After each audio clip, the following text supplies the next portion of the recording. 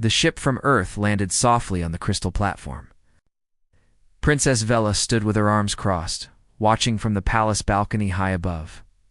Her silver skin caught the light of the three suns, and her tall frame cast a long shadow behind her. Ow. "This is the human they send?" she asked without hiding her disappointment. Admiral Bora stood beside her, his old face showing nothing. "The Federation chose him specifically, Princess. His name is Kung Taeho, a diplomatic attaché, they say." Vela watched the human step out of the ship. He was small by Koroth standards. His shoulders were not broad. He carried no visible weapons. He wore simple dark clothes that looked more suitable for a servant than a warrior. Around him, the Koroth honor guard towered like giants, their muscles and battle scars on full display. The human looked up at the massive crystal towers of Throne City. He did not seem afraid. He did not seem impressed either. He simply looked, nodded once to himself, and followed the guards toward the palace.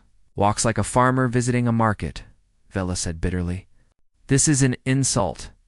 "Perhaps," Bora replied carefully, "but the alliance with Earth is necessary.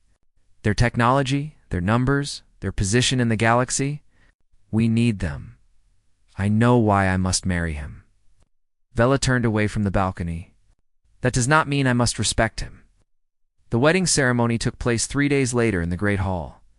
Thousands of Koroth warriors filled the space, their armor gleaming, their weapons displayed proudly at their sides. This was tradition. A Koroth wedding was also a show of strength. Taeho entered alone from the far end of the hall. He walked the long path between rows of warriors who stood twice his height. Some of them growled low in their throats. Others stamped their feet to shake the ground. A few drew their swords and held them high, forming an arch of blades that the human had to walk beneath. Vela watched from the altar. She expected him to hesitate. She expected fear in his eyes, or at least nervousness. Any reasonable creature would feel small in this room, surrounded by the deadliest warriors in the Koroth Empire. But Taeho walked at the same steady pace. His hands stayed relaxed at his sides. His face showed nothing but calm attention. When he passed under the arch of swords, one warrior lowered his blade close enough to brush the human's hair. Taeho did not flinch. He did not even look up. He reached the altar and bowed to Vela. It was a proper Koroth bow, she noticed. "Someone had taught him well, Princess," he said in her language. His accent was strange, but his words were clear. "I am honored." The ceremony required tests. This was Koroth tradition. The one who married into the royal family had to prove some measure of worth. Usually this meant combat. But the priests had decided that asking a human to fight would be too cruel. They might actually kill him by accident. Instead, they chose endurance tests. The first was the circle of flame. A ring of fire surrounded the altar, and both Taeho and Vela had to stand within it for 1 hour without moving. The heat was intense. Many Koroth had failed this test over the centuries. Vela stood tall and proud, her training keeping her body still. She glanced at Taeho, expecting to see him struggling. Humans were supposed to be sensitive to temperature. He stood perfectly still. Sweat covered his face and soaked his clothes, but his body did not move. His eyes stared straight ahead at nothing. His breathing was slow and controlled. At one point, Vela saw his lips move slightly, counting something in silence. The hour ended. Taeho bowed again as the flames died down. His legs did not shake. The second test was the weight of oaths. Heavy chains made of sacred metal were placed on their shoulders while they spoke their vows. The chains weighed more than most humans could carry. The priests had made them lighter for Taeho, expecting that even reduced weight would challenge him. He carried them without complaint. His knees bent slightly under the pressure. But he spoke every word of his vows clearly and without pause. Vela felt the first small crack in her assumptions. The ceremony ended with blood. Both partners cut their palms and pressed them together, mixing their blood as a symbol of unity. When the priest made the cut on Taeho's hand, Vela watched his face closely. Nothing. Not even a tightening of his jaw. "You did not react to the pain," she said quietly as they stood together. For the final blessing, have felt worse, he replied simply. That night, they were led to the royal chambers. Vela did not know what to expect. She had heard strange things about human customs. Some said they were obsessed with physical contact. Others said they had odd rituals involving flowers and words. Tejo entered the room and looked around. He saw the massive bed, the ceremonial decorations, the wine that had been prepared. Then he turned to Vela and bowed once more. You did not choose this marriage, he said. Neither did I, but we are here now, and I will respect your boundaries. I will sleep on the floor tonight. We can discuss arrangements in the morning. He took a blanket from a chair and began making a simple bed in the corner of the room. Vela stared at him. In Koreth culture, the wedding night was a matter of duty. She had prepared herself for an awkward experience with this strange small creature. She had not prepared for him to simply give her space. You do not wish to claim your rights as my husband? She asked. Ho looked up at her. For a moment, something flickered in his eyes. It was gone too fast for her to read. Rights are earned, princess. Not claimed. He lay down on his blanket and closed his eyes. Good night. Vela stood alone in the middle of her own chambers, more confused than she had ever been. This human made no sense. He showed no fear. He demanded nothing. He asked for nothing. What kind of creature was he? She went to bed with questions filling her mind.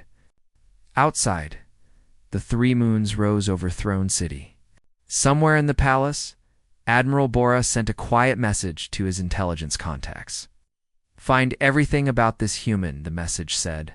Something is not right. 6 months passed in the Crystal Palace. Vela found herself watching her human husband more often than she expected.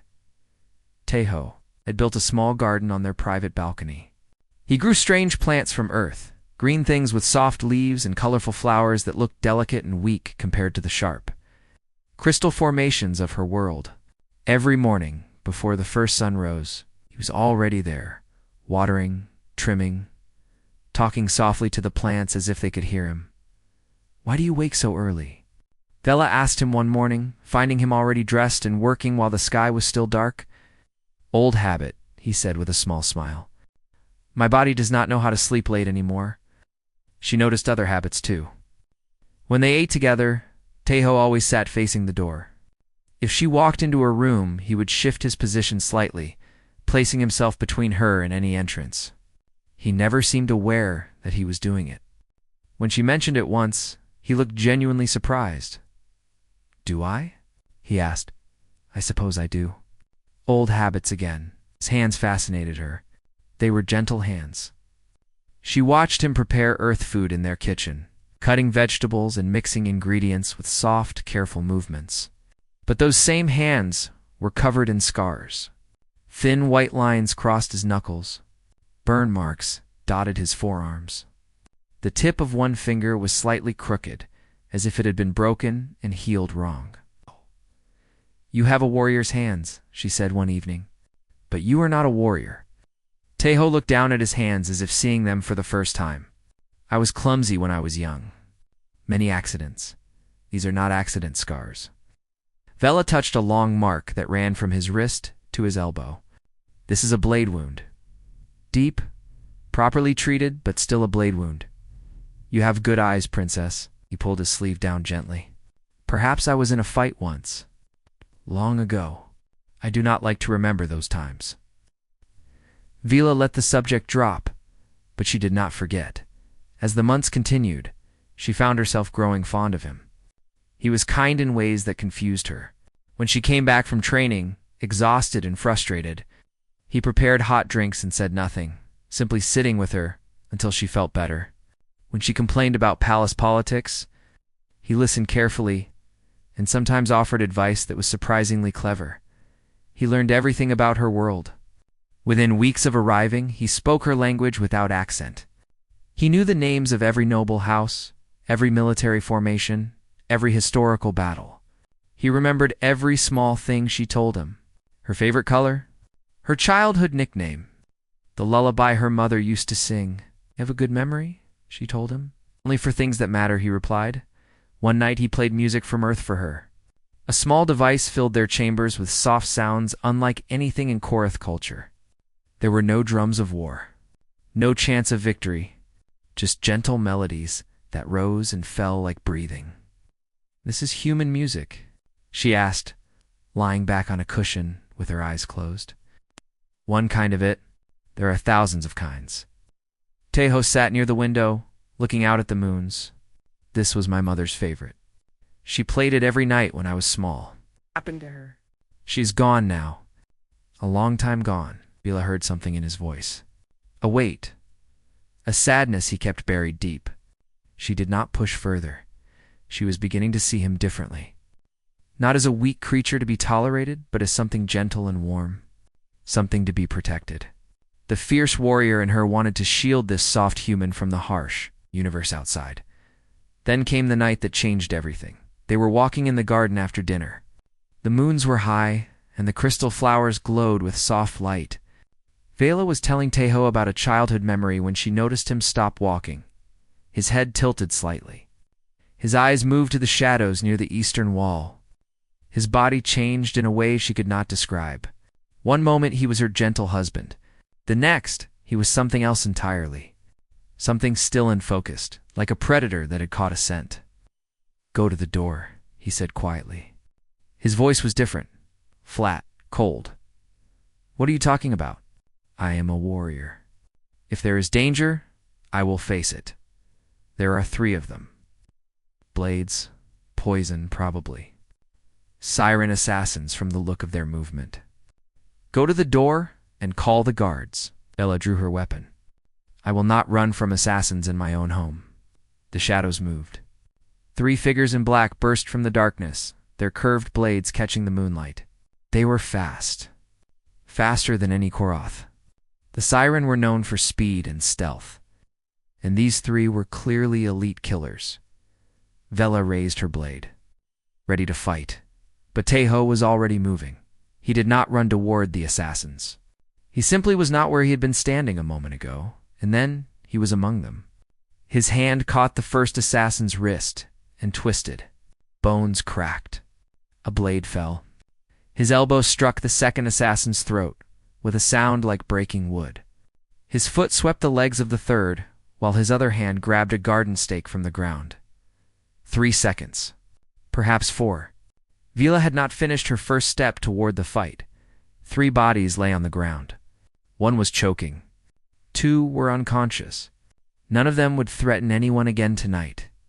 Tejo stood in the center. The wooden stake held loosely in his hand, his breathing perfectly calm. He looked at Vila with an expression she did not recognize. "You should call the guards now," he said. "They will need to be questioned." Then, as if nothing had happened, he added, "Would you like some tea?" "I find it helps after excitement." Vila stared at him. Her heart was pounding. Her hands were shaking slightly, not from fear, but from the shock of what she had just witnessed. "Who are you?" she demanded. "What are you?" Tejo looked down at the unconscious assassins, then back at her. His expression shifted. For a moment she saw something behind his gentle mask. Something old and tired and very, very dangerous. "I am your husband," he said softly. "I am a gardener. I am a man who makes tea and plays music and talks to plants." He dropped the stake and walked toward the door. The rest does not matter anymore. But Vela knew, watching him walk away, that the rest mattered very much indeed. Somewhere in the palace, Admiral Bora received a new message from his contacts. A heavily encrypted file with a simple label. Subject, Kong Taho. Classification, Black Level. Warning, do not approach. The old admiral opened the file and began to read. By the 3rd page, his hands were trembling. The Federation ship arrived without warning. A diplomatic visit, they said. Routine relations between allies. But Vila noticed how Tejo's face changed when he heard the news. Just for a moment. Just a flicker. Then the gentle mask returned. "Old colleagues," he explained when she asked. "I have not seen them in many years." The delegation landed at the same platform where Tejo had first arrived. Vila stood in the welcome hall, her husband beside her, as the Federation representatives entered. There were diplomats in fine clothes, military officers in sharp uniforms, advisors carrying tablets and documents, and then there was the woman. She was human, like Tahoe. Short black hair, hard eyes, a scar running down the left side of her face. She walked with the careful balance of someone who had spent years in combat. Her name, according to the guest list, was Yun Hadashna Hanasateho from across the hall. She stopped walking. Her face went pale. Her eyes went wide. For 3 long seconds, she simply stared at him as if seeing a ghost. Then she moved. She crossed the hall in quick steps, pushing past confused diplomats, and stopped directly in front of Teho. She bowed deeply, lower than protocol required. Lower than she would bow to royalty. "Commander," she said in a voice that shook slightly. "I did not know you were here." The hall went quiet. Everyone was watching now. Teho's expression did not change. He made a small gesture with his hand, quick and subtle. Hana's eyes widened further and she straightened up immediately. "You are mistaken," Teho said calmly. "I am only a diplomatic attaché. You must be thinking of someone else." Hana opened her mouth, closed it, and nodded stiffly. "Yes, of course. My apologies. You look like someone I once knew." The moment passed. The delegation continued into the palace. But Vela had seen enough. That night she found Hana alone in the guest wing. The human woman was drinking something strong and staring out a window at the crystal spires of the city. "Tell me about my husband," Vela said. Hana nearly dropped her glass. She turned, saw Vela standing in the doorway, and her face showed a mix of fear and resignation. "Princess." "I cannot. It is classified." You called him commander. You bowed to him like he was your superior. You looked at him like you had seen death walking. Vela stepped closer. "I am his wife. I deserve to know who he is." Hana was quiet for a long time. She finished her drink in one swallow and poured another. "You want to know who he is? Fine, but you will not like what you hear." She told Vila about the Frontier Wars, a bloody conflict that lasted 12 years. Fought in the outer edges of human space against enemies that used terror and brutality. Standard armies could not win that war. So Earth created something else. They created the Spectres, ghost soldiers, Hana explained. They did not exist on any official record. They went where no one else could go. They did what no one else could do. And Kong Teho was their leader? We called him the First Spectre. Others called him different things. The Shadow. The Quiet Death. The Man Who Walks Through Walls. Vila listened as Hana described missions. Assassinations of enemy commanders in impossible locations. Sabotage of entire fleets from the inside. The rescue of prisoners from places that were supposed to be unreachable. And then Hana told her about Titan Station. It was a space station. Massive. The enemy captured it and took 30,000 hostages. They gave Earth a choice. Surrender the outer colonies or watch the hostages die. Hana's voice dropped to a whisper. Earth sent the Spectres. 12 soldiers. Teho led them. What happened? The enemy was waiting. It was a trap. 11 Spectres died in the first hour. Only Teho survived. Hana looked at Vela with hollow eyes. He spent the next 72 hours alone on that station. When Earth forces finally arrived, they found the hostages alive. All 30,000 of them, and the enemy? Hana was silent for a moment. The official count was 412 enemy soldiers on that station. When they opened the doors, they found 412 bodies. Vela felt cold. He killed all of them? Alone. Every single one. Without rest. Without backup. Without mercy. Hana finished her second drink. The recordings were classified because nobody wanted to believe a human could do what he did. The way he moved. The way he killed. It was not human. It was something else. Something that should not exist. Why did he leave? Why did he become a diplomat? Because the war ended. Because there was no one left to fight. Because he said he wanted to be something other than a weapon.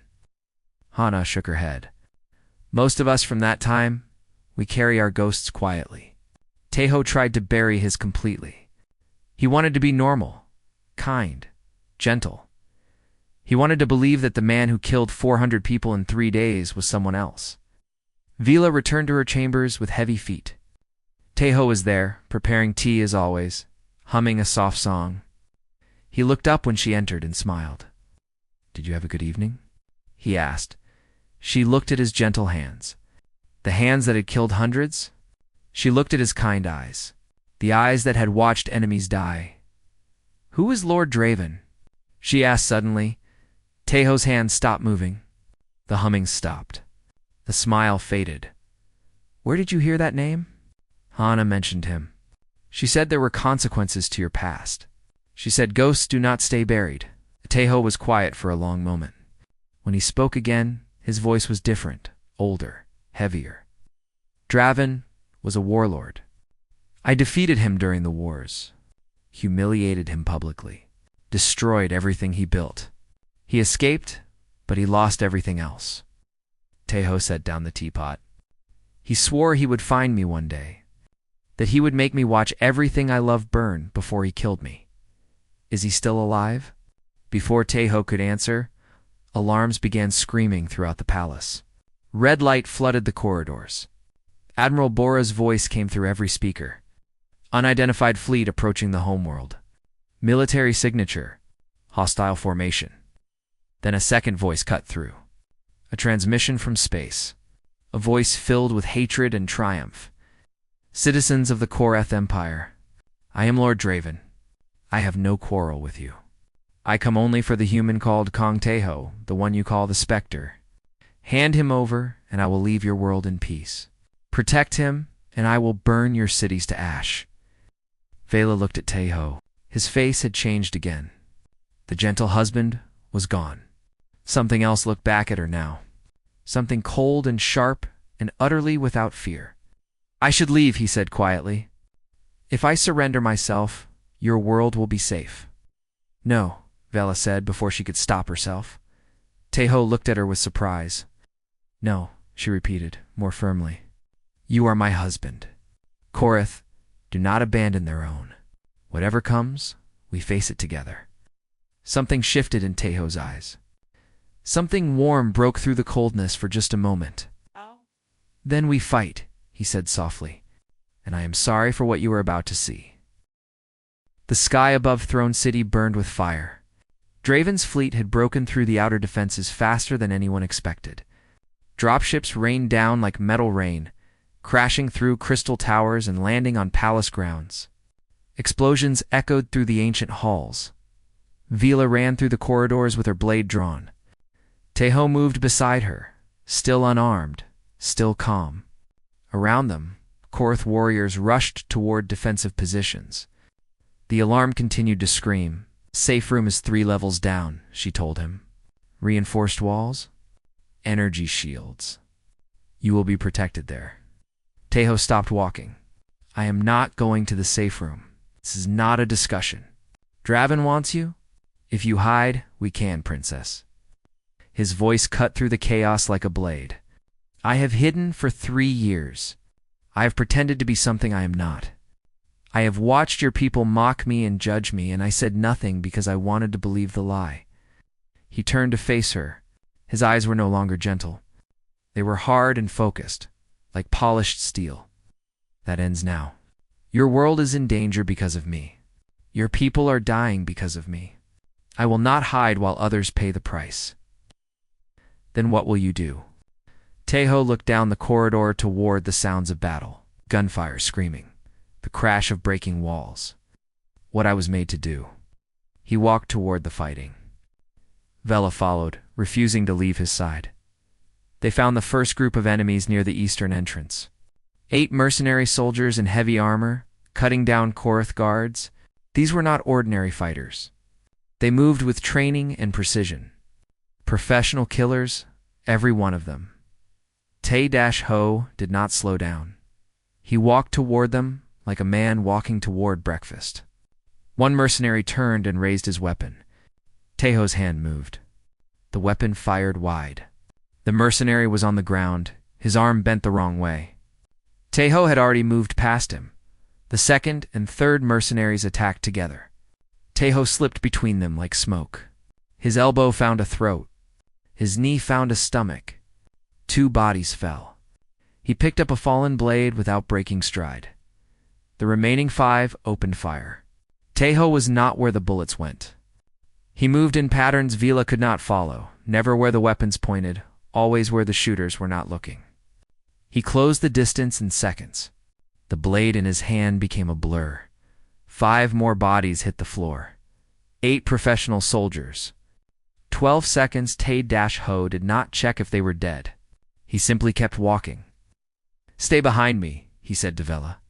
She was a trained warrior. She had fought in a dozen battles. She had killed enemies in single combat, but she had never seen anything like this. She followed in silence, her heart pounding. They moved deeper into the palace.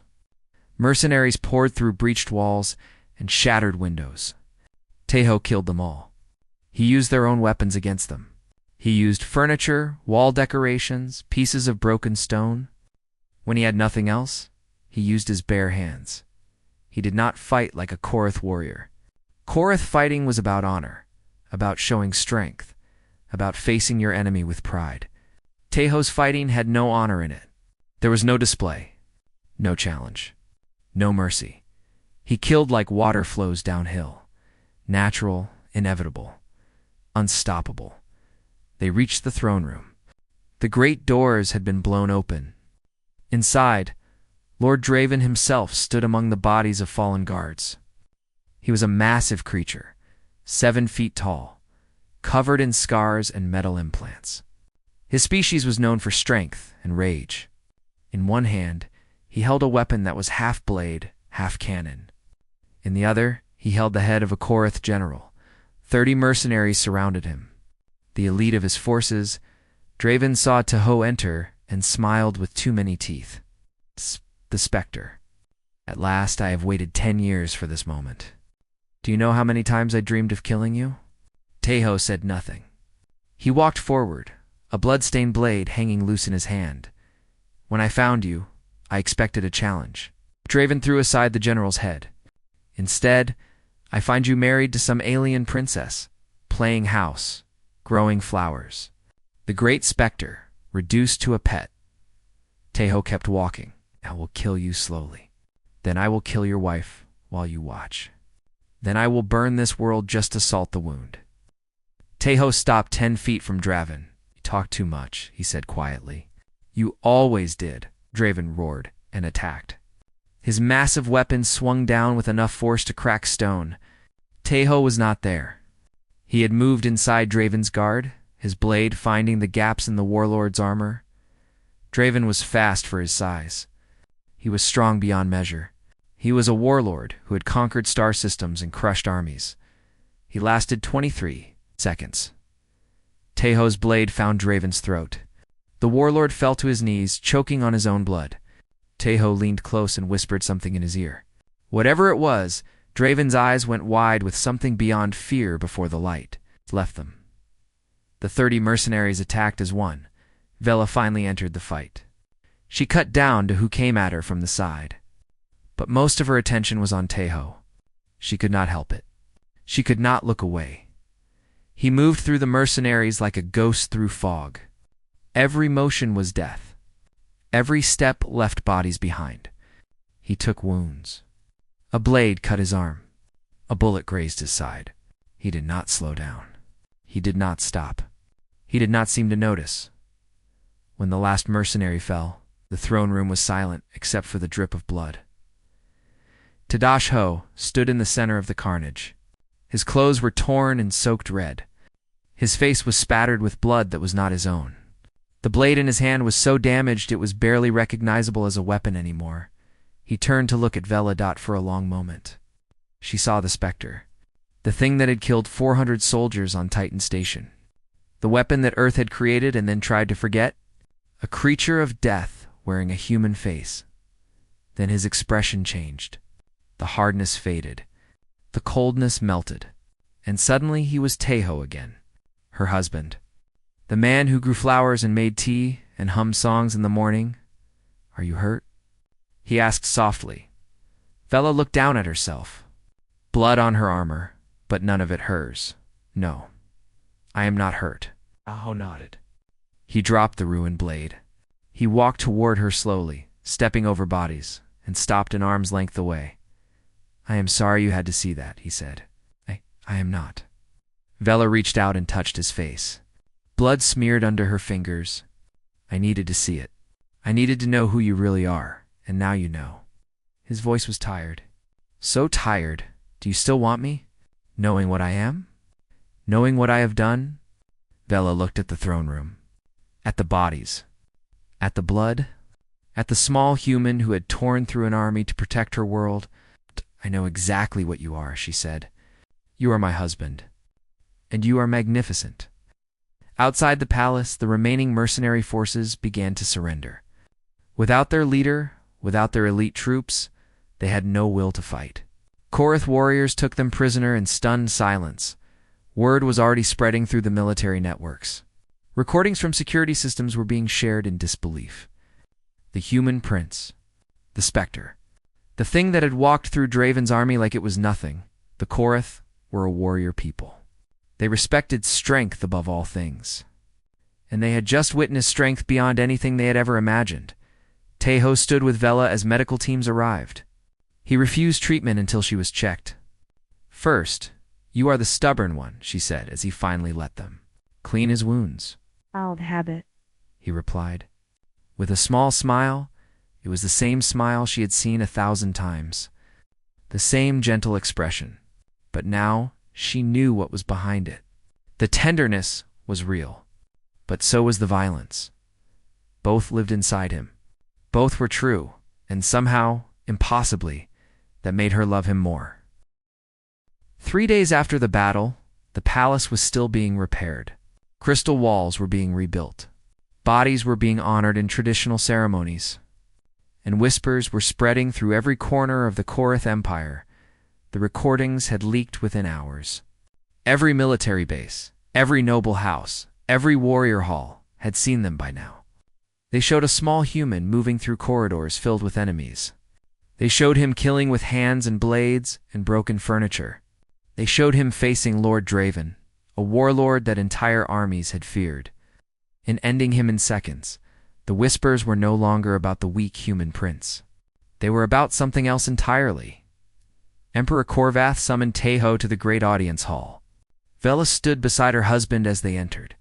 The hall was full of high nobles, military commanders, and members of the royal court. Every eye followed the human as he walked down the long carpet toward the throne. Teho bowed before the emperor. His wounds were bandaged, but he stood straight. His face showed no fear. It never did. Kang Taho of Earth, the emperor's deep voice echoed through the hall. You brought war to our doorstep. Your enemies attacked our world. Our people died because of your past. The court was silent. Many expected punishment. Perhaps exile. Perhaps execution? That would be the traditional response to someone who endangered the empire. The emperor leaned forward on his throne. And yet you stayed. You did not run. You did not hide. You fought for us when you could have surrendered yourself to save your own life. The emperor's golden eyes studied Teho carefully. Why? Teho considered the question. When he spoke, his voice was calm and clear. Because this is my home now. Because your daughter is my wife. Because Korath do not abandon their own. He paused. And because I was done running from what I am. The emperor was quiet for a long moment. I have watched the recordings. I have read the reports. I have spoken with my daughter. He stood from his throne, something he rarely did for anyone. I have a question for you, human. And I want an honest answer. Ask. Are all humans like you? The question hung in the air. The entire court waited for the answer. Teho shook his head slowly. No, most humans are not like me. Most humans are farmers who grow food. Teachers who raise children. Artists who create beauty. Builders who make homes. They live quiet lives. They love their families. They want nothing more than peace. He looked up at the emperor with eyes that held centuries of war. But when something threatens what they love, any human can become what I am. Every mother protecting her child, every father defending his home, every friend standing guard for those they care about. The violence is not rare among us. We simply choose not to use it. We hold it back because we know what we are capable of. We pretend to be harmless because the alternative is terrifying. Paused. The court was completely silent. I was a weapon once. Earth made me into something that could kill without hesitation, without mercy, without end. But I chose to stop. I chose to be gentle. I chose to grow flowers and make tea and learn to love again. His voice softened. The man who killed Draven and his army is real. But so is the man who tends gardens and hums songs in the morning. Both are true. Both are human. The Emperor stared at him for a long time. Then, slowly, he raised his hand. Kneel, he commanded. Taeho knelt. The Emperor descended from his throne. He drew a ceremonial blade from his belt, ancient and sacred, passed down through 50 generations of Korath rulers. No outsider has ever received what I am about to give you, the Emperor said. But no outsider has ever earned it as you have. He touched the blade to Taeho's shoulder. I name you Korathkin. I give you the warrior name Veros, which means silent storm in the old tongue. You are no longer a guest in our empire. You are one of us. A gasp went through the court. This was unheard of, unprecedented. A human given a Korath warrior name. Made part of the empire not through marriage but through honor, Taeho rose slowly. He bowed again, deeper this time. I will carry the name with pride, the court erupted in murmurs.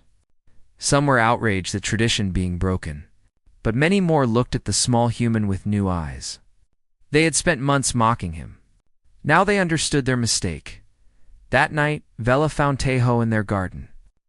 He was sitting among his earth plants, looking up at the 3 moons. The bandages on his arms glowed white in the moonlight. She sat beside him. You did not tell me you were going to say those things to my father. I did not. No, I was going to say them until I did. He smiled slightly. Sometimes the truth comes out when you stop trying to hide it. Vela was quiet for a moment. I've been thinking about what you said, about humans choosing to be gentle, about holding back what you really are. She looked at him. It must be exhausting, sometimes. He picked up a small flower that had fallen from one of his plants. But it is worth it. The alternative is becoming nothing but a weapon. I tried that. It broke me in ways that took years to heal. And now, after what happened, after becoming the Spectre again, Taeho turned the flower in his fingers. I thought it would feel terrible. I thought I would hate myself for killing again, but I do not. He looked at her. I did it to protect you, to protect your world, to protect something I love. That makes it different. That makes it bearable. Vela reached out and took his hand. Ow. I saw both of you in that throne room. The gardener and the killer. The gentleman and the specter. She squeezed his scarred fingers. I love both. I choose both. You do not have to hide from me anymore. Taeho's eyes grew wet. It was the first time she had ever seen him close to tears. I have spent so long trying to be only one thing, he whispered. Trying to forget what I was. Trying to pretend the darkness was not there. The darkness kept us alive. It saved my world. Vela leaned closer. You are not a monster pretending to be kind. You are a kind man who can become a monster when needed. There is a difference. He looked at her for a long moment. Then he smiled. A real smile, without any mask behind it. Thank you, he said softly. They sat together in the garden as the moons moved across the sky. In the distance, the sounds of repair work continued. The Crystal City was healing. The Empire was changing. News of the human prince spread beyond Korath space. Other species heard the stories. They saw the recordings. They learned what Earth had kept hidden for so long. Humans were not weak. They were not harmless. They were not simple. They were something far more dangerous. They were kind because they chose to be. And when that kindness ended, when something threatened what they loved, they became something that even the greatest warriors in the galaxy learned to fear.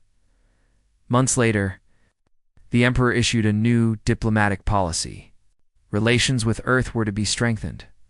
Military cooperation was to be expanded. No one in the court objected. Vela became next in line for the throne after her brothers died without heirs. Tejo stood beside her at every ceremony, every council meeting, every moment of her rise to power. The Korath, who once mocked him, now bowed when he passed, but in their private chambers. In their garden, in the quiet hours of the morning, he was still the man who grew flowers and made tea and hummed songs from his mother's memory. The specter slept. The gardener remained, and Vela loved them both, knowing that one protected the other. Knowing that both were necessary. Knowing that this strange, gentle, terrifying human was exactly what she needed. The galaxy was vast and dangerous. Enemies lurked in every shadow. Wars were always coming, but the Korath Empire had a secret weapon now. A human who chose to be kind, a husband who would burn worlds to keep his wife safe. A quiet man with gentle hands and a garden full of earth flowers. The alien princess had thought her human husband was harmless. She had never been more wrong, and she had never been more grateful.